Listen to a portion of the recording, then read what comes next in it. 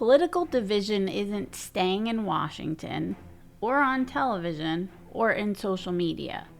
It's entering our minds. It's following us into our homes and sitting down at our holiday tables. It's also starting to strain friendships and separating us from certain relatives, but also finding a way into our churches. For me, this isn't simply something uncomfortable in a debate kind of way. It's actually the constant arguing, the anger, and hostility that's creating this genuine stress and anxiety in my psyche. As someone who has to manage bipolar 1 disorder, I know that protecting my mental stability is part of protecting my life. Unity is not silence. Disagreement isn't supposed to be hatred. Speaking up doesn't require us to destroy someone else for their beliefs. Today I want to talk about how we can use our voices with wisdom and support our country without surrendering our convictions. We want to protect our peace without walking away from the responsibilities we have as citizens of the United States of America. Welcome back to Unshaken Voices. I'm your host, Denise Pimentel.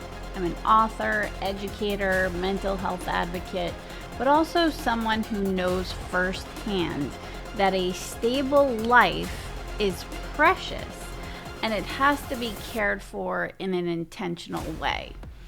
So I want to begin by making something really clear. This isn't a party political episode. I'm not here to tell you which party to join, who to vote for, who to support, or how to vote. I'm here to ask what our political climate is doing to us as human beings, right? Because things are not in the best place. There's a lot of arguing and fighting, but can we still disagree without treating each other like enemies? Can we hold our leaders accountable while still wanting our country to succeed? We can speak forcefully about our feelings on injustices without taking a hatred point or allowing hatred to take over our hearts. We can still be informed and stay emotional without losing it. I believe we can. I also believe we have to, because the cost of this division that's happening in our country is no longer only political, because it's become personal, relational, spiritual, and for many people, psychological as well. So why does this matter to my mental stability? Well, like I said, I live with bipolar 1 disorder. I've experienced mania, psychosis, multiple hospitalizations, but I've also experienced the terrifying reality of my own mind betraying me. I also have seen what instability looks like. For me, stability is medication, therapy, family, faith, getting enough sleep and exercise, self-awareness, and honest boundaries. My stress matters to my stability. Sleep matters. And when my news feed starts becoming full of an endless stream of outrage, disaster, people telling me I should be furious every moment of the single day, my mind and body still absorb that as stress. Now, that doesn't mean I should ignore the world. It means I need to engage with it in a wise way so I can care deeply without becoming consumed with every update. I can learn about this issue or that issue without spending hours inside the comment sections, and use my voice without allowing someone else's anger to determine the condition of my mind. I can be informed about everything but not become immersed in it. So that sentence is extremely important for me, because being able to step away from the constant political conflict, that's not ignorance or weakness or apathy. That can actually sometimes be wisdom. Sometimes it could also be a boundary. It's all part of following the treatment plan that helps to keep me well. So what is unity and what is unity not? So unity doesn't mean uniformity, and it doesn't mean that everybody has to vote the same, think the same, worship the same, or speak exactly the same way. You don't have to pretend that an injustice to someone doesn't exist, or staying silent when someone's being harmed is okay. Because peace is not being passive, and accountability doesn't have to have hatred attached to it. You can have a peaceful protest that has an important and honorable place in our American history. People have marched and organized, petitioned, sacrificed, and sometimes risked their own safety so that others could have rights and opportunities that have been denied to them. My point isn't that protest is wrong. My point is that protest is not the only way to use your voice. You can have a courage that stands with you, that looks like going out and voting. Don't just speak, actually vote. You can also write a thoughtful letter or call a representative. A lot of times you can attend meetings locally in your town, or serve on a board, or even volunteer to support certain community organizations. Listening to someone whose experience differs from ours, or preparing to run for office, is a good thing to do. We don't have to label every act as speaking up as a protest. We can call it just participation, or like what I'm doing, advocacy, or serving, leadership, or just responsible citizenship. The question isn't simply how loud we can speak. The deeper questions are whether what we are saying is truthful, or is it wise? Does it help someone else? And can we say it without denying the humanity of the person standing across from us? One of the clearest examples of this happened when I sent a signed copy of my memoir, Unshaken, to the White House. I addressed it to President Trump and First Lady Melania, and I sent it because I wanted the person serving, all the way up there, serving as president, to receive the first-hand account of a serious mental illness, one like I have. It touches on psychosis, trauma, abuse, grief, my life-altering stroke, at only 47. It talks about my treatment, my recovery, my faith, and my hope. I wanted our nation's highest office to see that mental illness isn't a character defect. I wanted someone with tremendous influence to understand that the proper treatment matters, that having family support matters, but especially having access to the best care also matters. And people living with these serious mental illnesses, just like me, can still build meaningful, productive, purpose-filled lives, but they have to have the right treatment. The book got sent back to me many times because different addresses I tried didn't work or weren't accepted. And then I reached out to the White House to ask for an address that it could actually be received at. And they told me. I watched the tracking for days. The status wasn't moving. It was kind of stuck somewhere.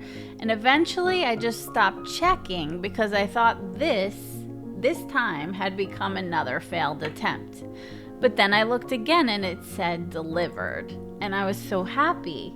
Then a few days later, I received an acknowledgement letter from the White House, so I was so happy. It thanked me for sharing my story and described my words as a reminder of strength, resilience, and just the spirit of the American people. I understood that the letter was an acknowledgement, not a political or official endorsement of my book, but I was still deeply grateful. And I have no idea who'll actually read it, but that it got there was very special to me. And, it really mattered knowing that, my prayers, all these prayers to get it there, had been answered, and there was at least a chance that the message that I have fought so hard to share had finally reached the place that I had prayed it would get to. And then, when I went to share it publicly on social media, I showed the letter, and then the focus moved away from mental health and treatment and hope and advocacy, and it turned toward people's feelings about the president. I found myself having to clarify that the post was not about party politics and to ask that the conversation remain focused on the mission behind the book. That experience taught me something. Even to have a message that is out there trying to save lives, trying to break this stigma, surrounding mental illness, it can just become buried beneath political division. The name attached to the office can become more important than the people represented by the message. I would have sent my book to whoever was in the White House. And, mental illness isn't a Republican or Democratic thing. Psychosis doesn't check your voter's registration, and having a stroke doesn't ask which candidate who you support. So, a family who's watching someone they love lose touch with reality doesn't need another political argument. They're already going through so much.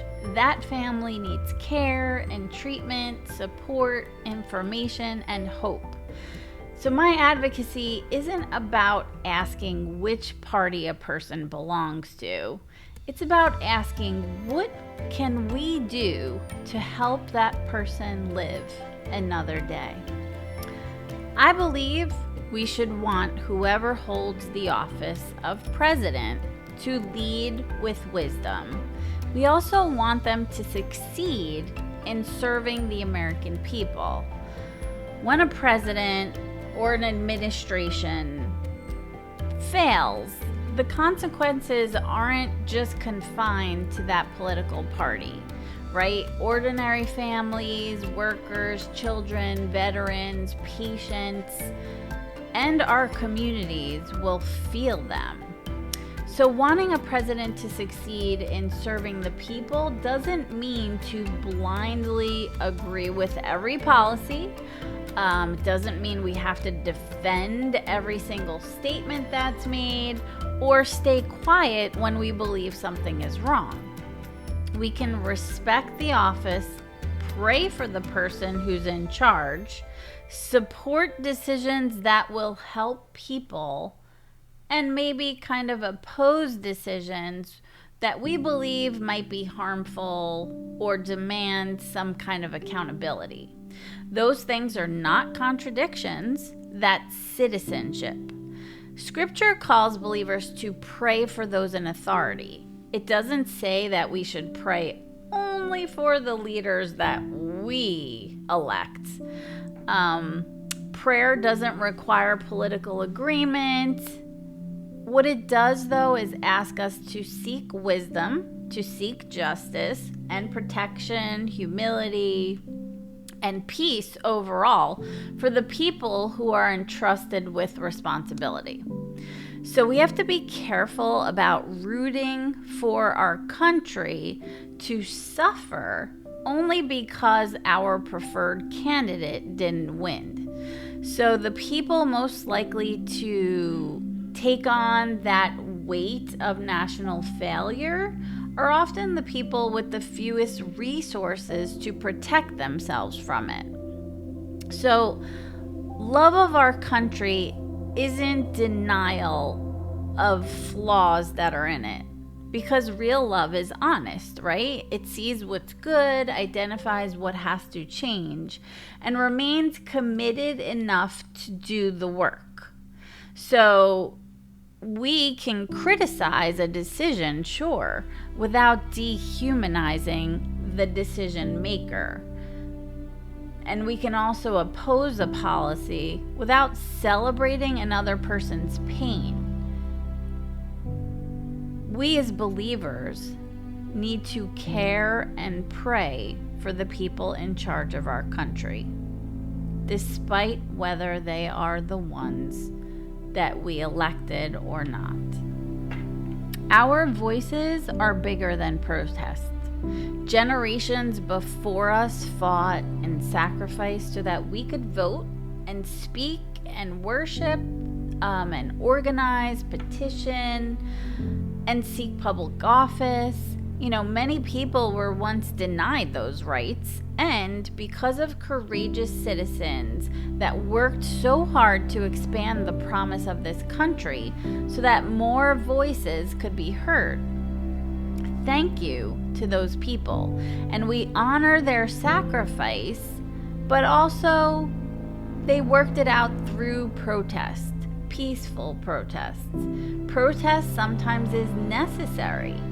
A voice doesn't become powerful only when it's angry. Wisdom is influence. Compassion can also influence people. And a carefully written letter, like I've done, can also help influence. You can use your voice at a public meeting or in a conversation with a neighbor. You know, your influence isn't only measured by the number of followers you have on social media or how many people share your post. Sometimes the influence is helping one person to reconsider something that they're feeling, or even just placing one book into the hands of an organization. I try to show up consistently, and hope that the right door opens. Speaking with wisdom doesn't mean to speak in a timid way. It means that our words are going to be guided by purpose rather than by the adrenaline that builds up inside us.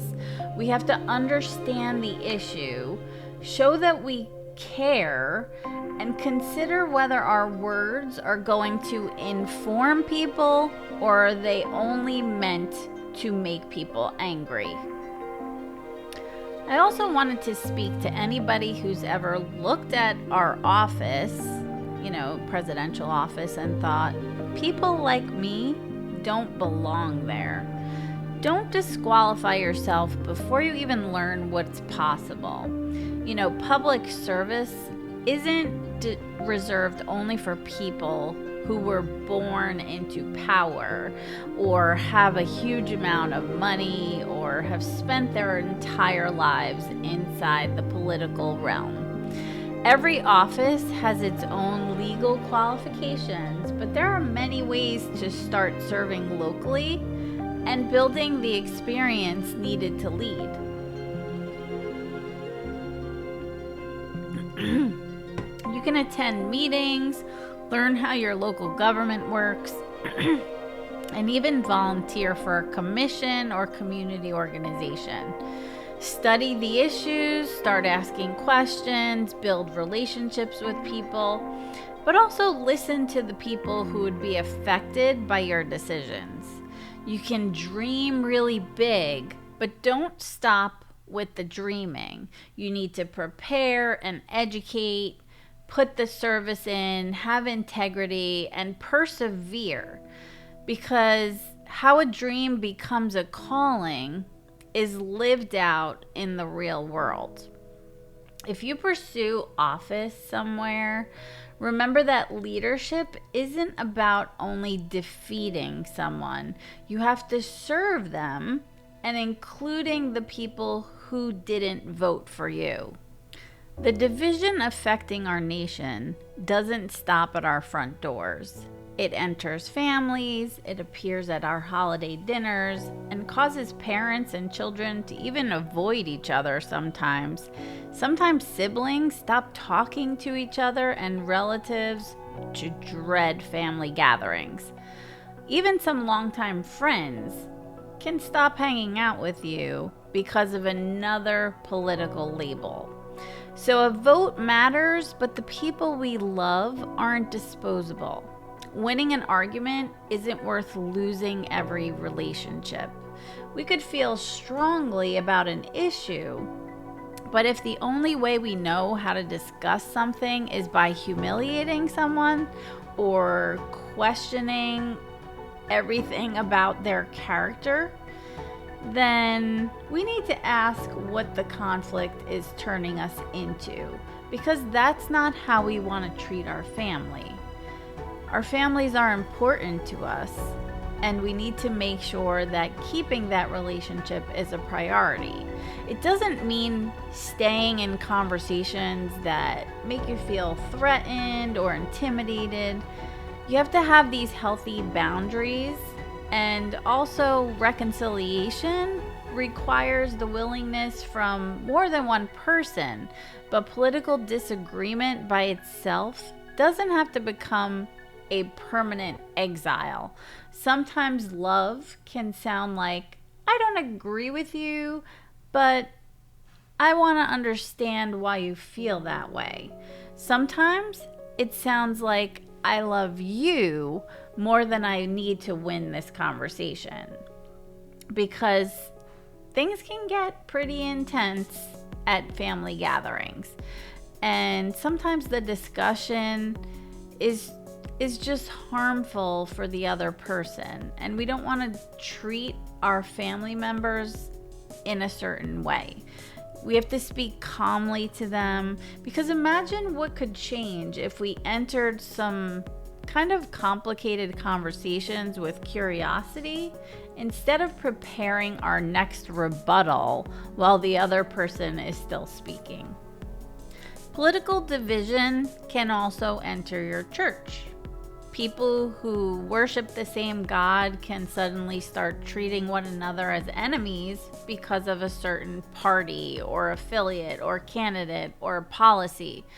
The church should be able to speak about truth, justice, suffering, and moral responsibility. Faith should affect how we live in the world, but our political identity shouldn't ever become more sacred to us than our identity in Christ. Jesus, he called people from across all places, deep social and political divides. He called them all to the same table.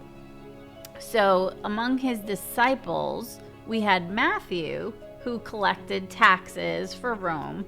Simon was a zealot whose political world was radically different from Jesus.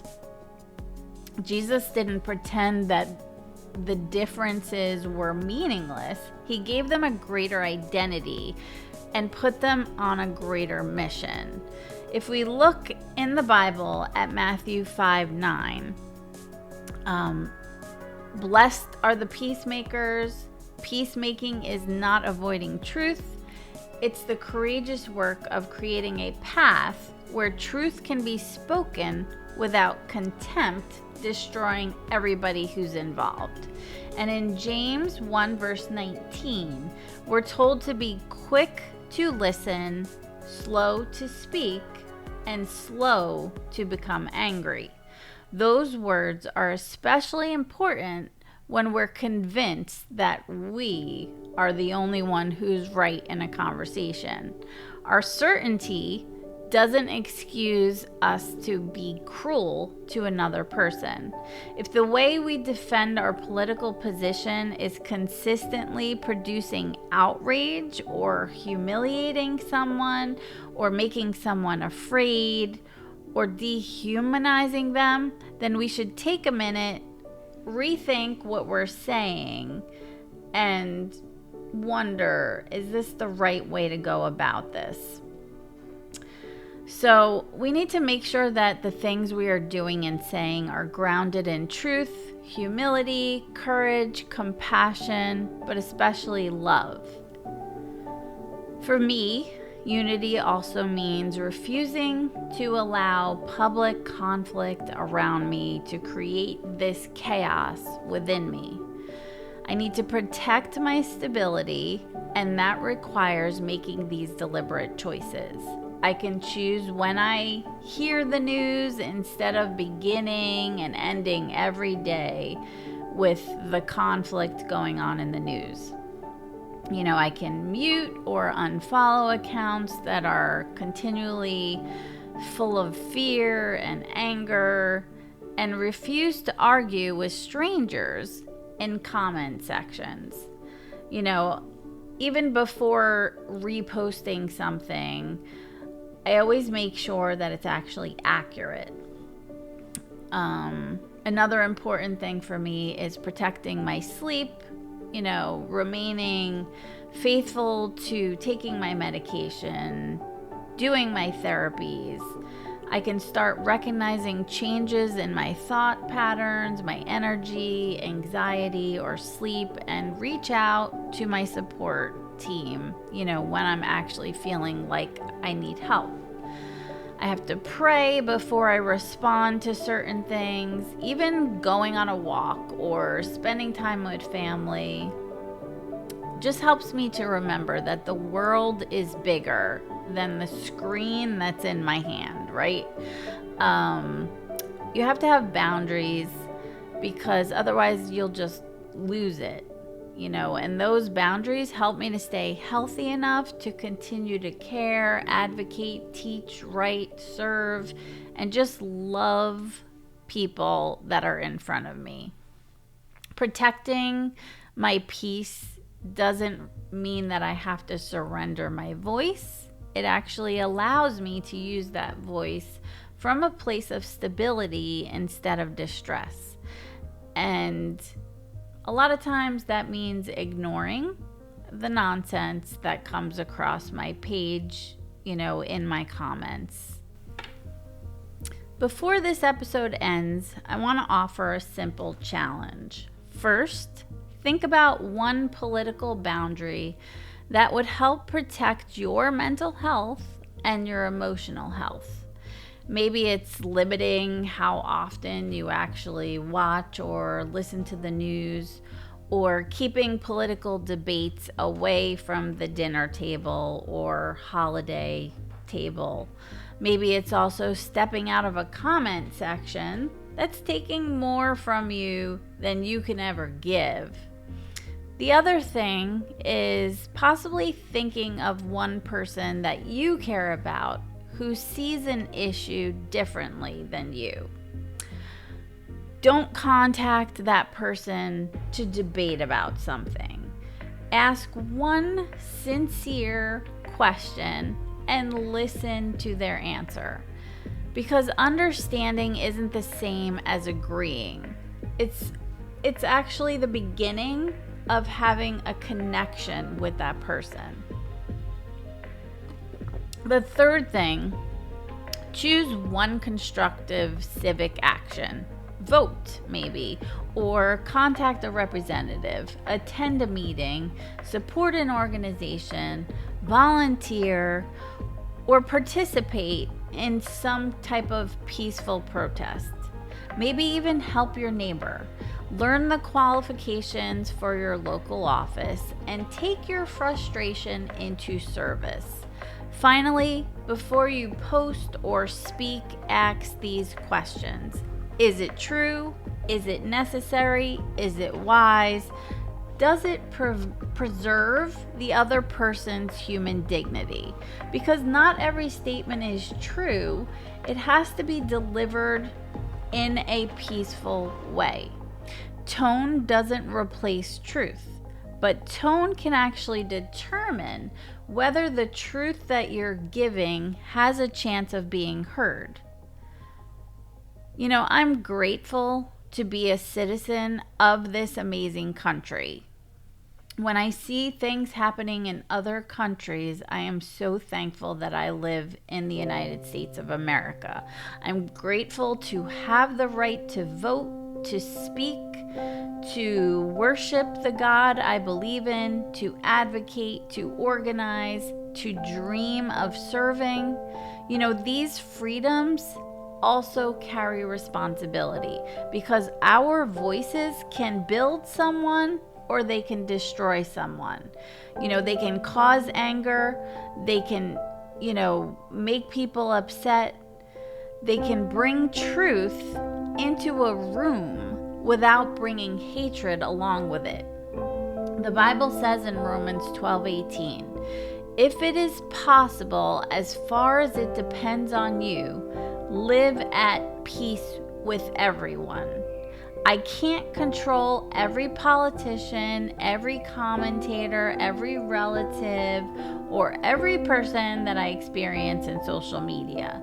But as far as it depends on me, I can control whether I verify it, verify what I share, whether I listen to what I hear, whether I speak with wisdom, or establish these healthy boundaries for me, and whether I choose to dehumanize another person. That's just not okay. Unity doesn't ask us to be quiet. It asks us to remember what our voice is for. Our voice is not a weapon to prove that other people are worthless. Why would you want to do this? Our voice is an instrument where we can advocate, serve, protect, challenge, and be a leader. Unity without silence, having conviction without being cruel, and being a citizen without contempt, or having faith without fear.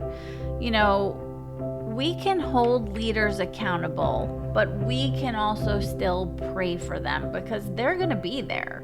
And we can love our country enough to celebrate what's good and work to change what's not good. Protect our peace without abandoning our purpose. God, give us wisdom in a time of noise.